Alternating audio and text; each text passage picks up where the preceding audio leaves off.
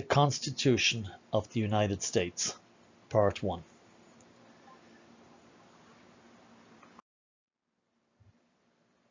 The Articles of Confederation had put too much power in the hands of the states, and this led to disputes. But because there was no neutral court to arbitrate these disputes, the country was suffering.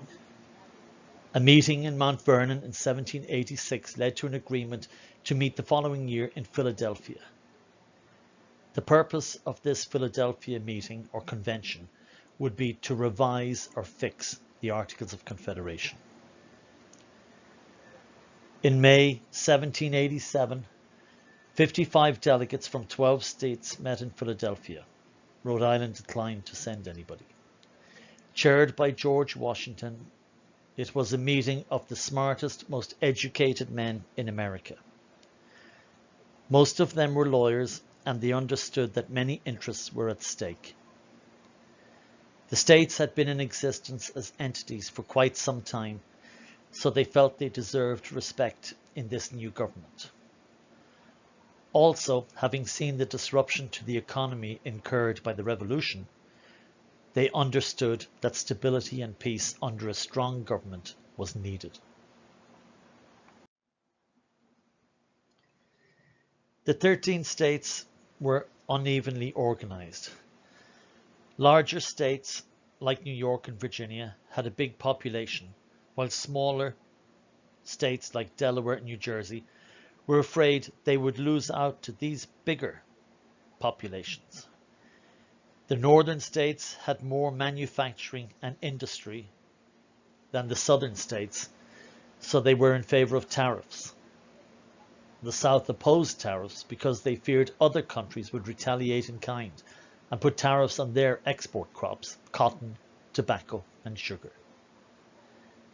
The South had slaves as opposed to few slaves in the North. All these competing interests would have to be taken into account when drawing up the new government. The definition of compromise is an agreement reached by each side giving way on some points. The three compromises of the Constitutional Convention were the Great Compromise, the Three-Fifths Compromise, and the Commercial Compromise.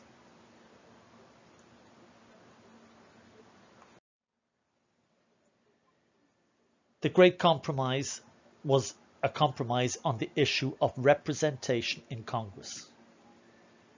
The big states like Virginia wanted representation to be based on population. This was called the Virginia Plan. They felt with more people, they paid more taxes, so they should have a bigger say. The smaller states put forward the New Jersey Plan, which called for equal representation. The Great Compromise put forward a two-house legislature, bicameral, with the House of Representatives based on population and the Senate to have equal representation. Today, every state must have at least one representative, and there are 7 that only have one because their population is so low.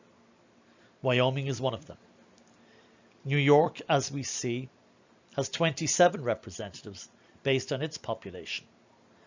And every 10 years a census is taken to count the number of people in the state. We had a census taken this year in April. So the numbers will be counted to see if New York gets representatives if the population has increased, or loses representatives if the population has decreased. In the Senate, each state has 2 senators, giving it a total of 100.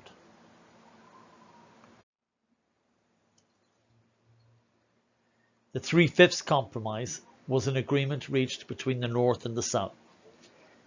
The North wanted the slaves counted for taxation but not representation, because this would give the South more power in Congress.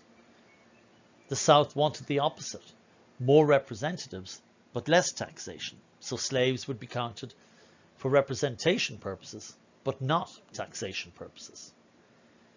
The compromise reached was that 3 out of every 5 slaves would be counted for both taxation and representation.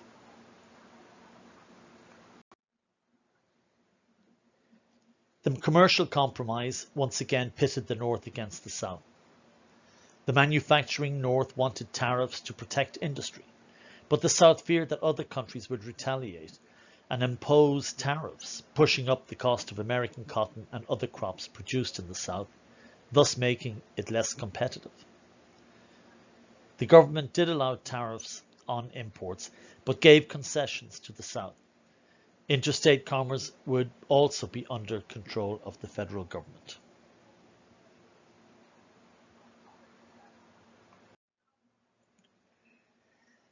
Against this backdrop of agreement and compromise, the Constitution was written.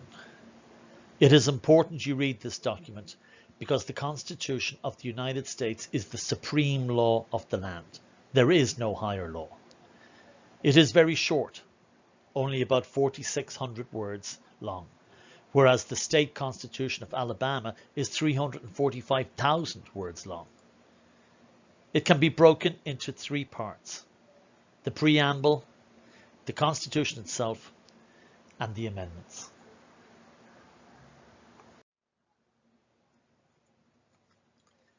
The preamble set out the goals of the document: to create a more perfect union, promote the welfare, and keep the peace, and other goals.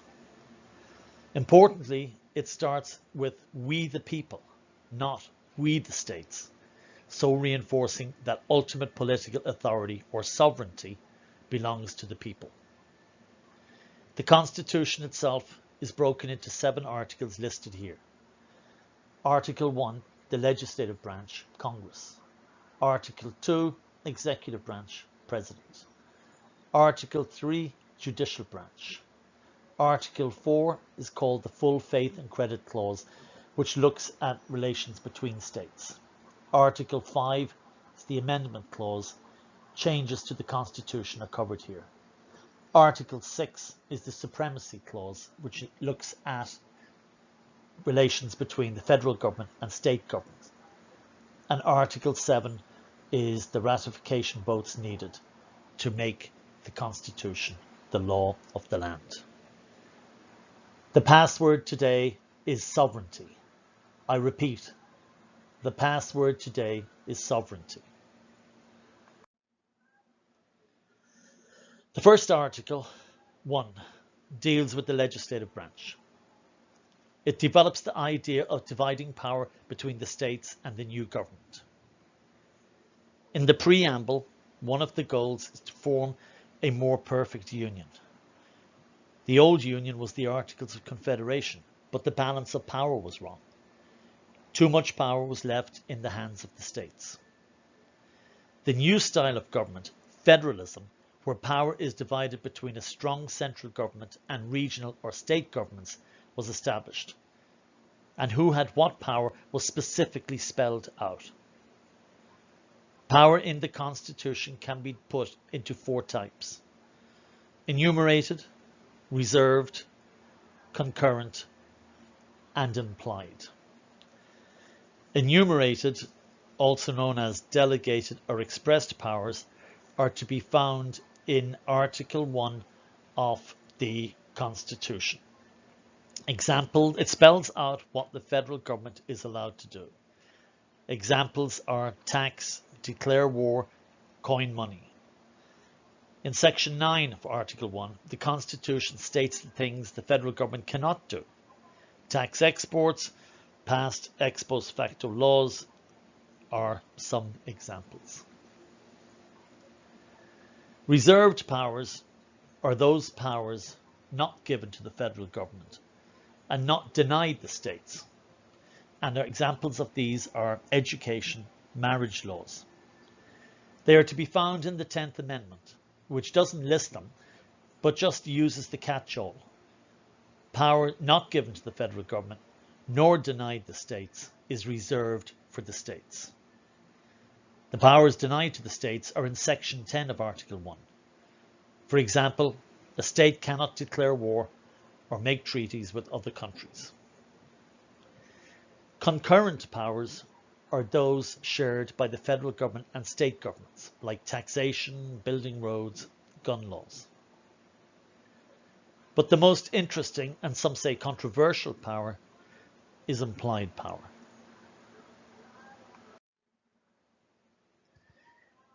The Constitution was written in 1787, so many laws passed today concern things not in existence back then. Where in the Constitution does it say the government can create a space program, or pass laws regarding the spread of COVID-19, or control the internet? The clause in Article 1, Section 8 that gives them this power is called the Elastic Clause, allowing the government to pass laws that are necessary and proper. So the government argues we need to do something to fight COVID-19 because it is necessary and proper. The clause gives the government a tremendous amount of power. It is called the Elastic Clause because it stretches out government power.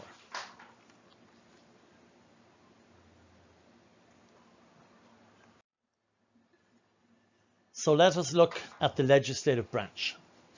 It consists of two houses or is bicameral, and thanks to the Great Compromise, the House of Representatives is based on population. It has 435 members, a number established in 1929.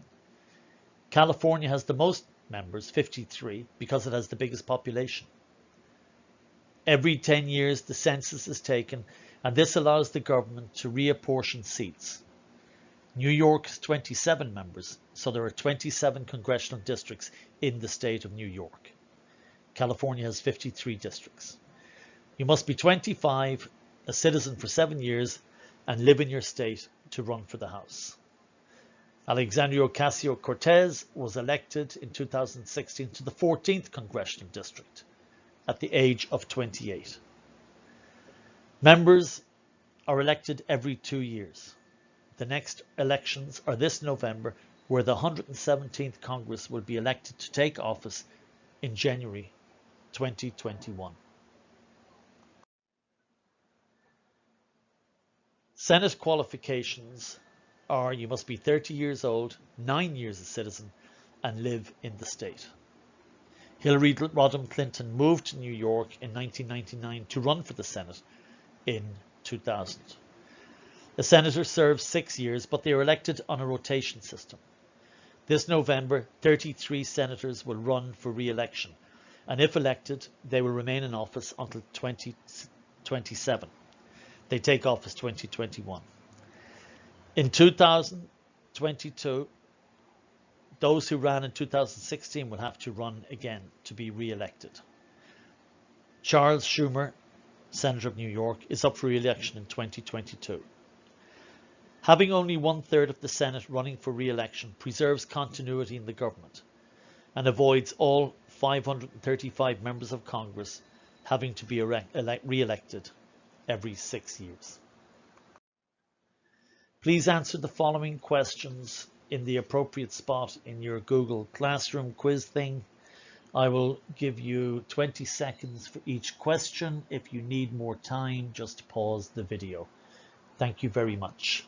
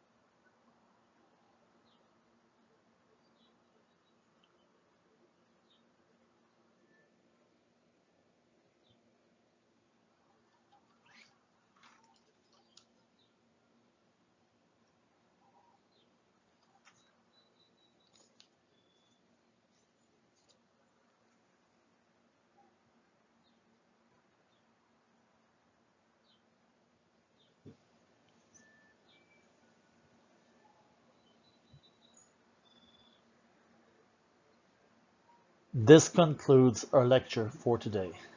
Thank you.